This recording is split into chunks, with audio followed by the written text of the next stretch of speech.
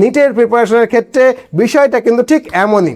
অনেক ছাত্রছাত্রী বাজারে যে বইয়ের নামই শুনতে পায় সেই বইটাই কিনতে শুরু করে, ফলে ধীরে ধীরে তাদের টেবিলে বইয়ের স্তূপ জমা হয়ে যায়। কিন্তু সমস্যাটা হলো এত বই কেনার পরেও তারা কোনো একটা বইও কিন্তু সম্পূর্ণভাবে শেষ করতে পারে না।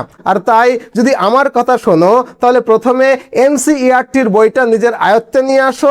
বিশেষ করে বায়োলজির ক্ষেত্রে এনসিইআরটিটাকে এমনভাবে পড়ো যেন প্রতিটা লাইন তোমার কাছে পরিচিত হয়ে যায়। এরপরে প্রিভিয়াস ইয়ার কোয়েশ্চেন মানে PYQ এর সমাধান করো। প্রয়োজন হলে একটা বা দুটো ভালো রেফারেন্স বুক তোমরা ব্যবহার করতে পারো, কিন্তু 4-5টা বই একসঙ্গে পড়তে গিয়ে তালগোল পাকিয়ে ফেলো না। একবার নিজেকে জিজ্ঞেস করো, তুমি কি সত্যিই পুরো এনসিইআরটিটাকে ভালোভাবে পড়েছো? বায়োলজির এনসিইআরটির প্রতিটা গুরুত্বপূর্ণ লাইন কি তোমার জানা আছে? আমি যদি এখন এনসিইআরটি থেকে কোনো একটা পৃষ্ঠা খুলে তোমাকে প্রশ্ন করি, তুমি কি আত্মবিশ্বাসের সঙ্গে সেই প্রশ্নের উত্তর দিতে পারবে?